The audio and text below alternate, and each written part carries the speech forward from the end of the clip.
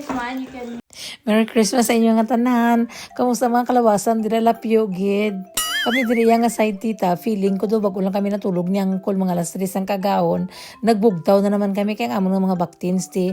Nagrulukso diri sa amon nakatri kay gapukaw na sila kay nag-agi na daw si Santa Claus. Ang itsura naman ni Uncle do mga lapat kami nga naintindihan. Kati gani mga pasado na kami alas 3 natulog sang aga na eh. Di wala kita sa mahimuti ta kahit kagabi naghalin pa kami sa piyak nga party. Nagsimba pa kami kay nagbasa si ate sa sa simbahan. On the spot lang na si ate nging kuha ni father kay pag-abot namon dito do hindi pa wala busy how. So ang ibang nga mga tita medyo late lang kalalabot gani. So si ate na lang ang nagbasa. So pagkatapos namon sa simbahan, naglibot-libot pa kami kag naglanto-lanto sa mga ibang mga Christmas decoration. Before nila palungon bala tita kay kabalan nyo naman nga pagkatapos ng Christmas diri pahuway na iya linong na unlike sa Pilipinas nga asa pa mag New Year. So amo ni sila nga balay ang nagdaog dira sa competition no. So every year ara ginagwang bongga ginang ila sina. So aga-aga pa natural nagbukas kita sa mga regalo ni Santa. Tapos kami ni Uncle may ginhatag man si Santa nga kami man ang nagbakal. Di ba nabakal kami kahapon ng kalapyo namon halin pagid gahapon. Hasta sa mga nalililigad ng mga inadlaw. O nabakal kami ni Uncle namutos kami tapos naglakad kami sa party.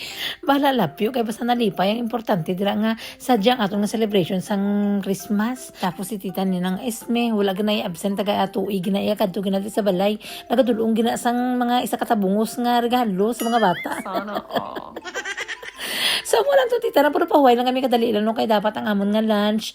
Medyo aga-aga kaso nga lang na delay ang mga luto kay tidamo ganang luto ni Sister Earth. O nagadto kami na dito nagluto ko sang lumpia ang akon nga humba ti nami man tong video ko kaina pero gin-check ko wala naman ang video ko humba diri ubos na. Tapos ang spring roll ko te ay pila lang ka segundo minuto na ubos dun dayon gutom na ginantanan. So medyo dili-dili ang amo na kaon diri tita kay kabalo ka naman nga kung Filipino time kita may Australian time man. Dugay pa yung bigatlan nga mga roast nagkalaluto. Wala diri sang kanon ipabalo ko lang sa inyo nga diri sa akon nga pamilya. Puro lang na diri karne kag mga gulay-gulay ang amo na ginakaon. So every 2 years ang Pasko sa pamilya diri sa amon.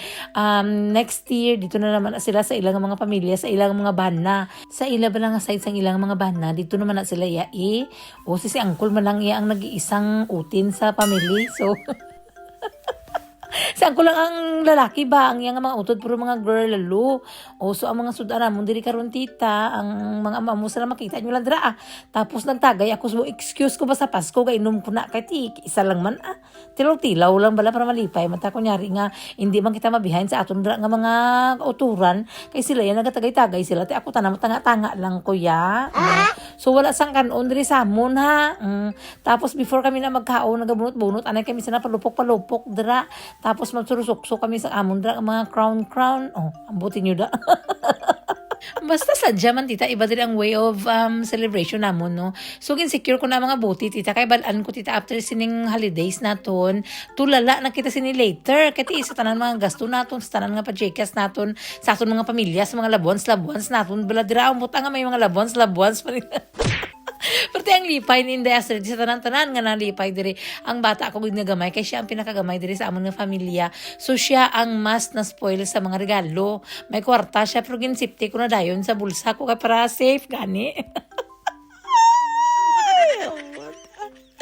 Sadya bala oh. So nami kay diri sa amon mga kwarta mga unod sa mga regalo.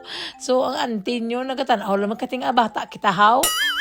Pero kanami galit tita kung sa bilog ng tuig medyo sip-sip kagawa kay pag Pasko gaan ka regalo kaya hambal ko sa inyo pero pasip-sip kayo mas mga sister-in-law nyo kung di tanawa ako paldo ako subong paldo ako. Pero nagpuli ko tita nalainggit ang kagutom ko tikaway kanon dito no tigang tako nagluto kang palaya nagkaon man ribansin gutom tanay mo subos pabalik na naman kuno dito para ubuson ka mga sobra okay wala problema.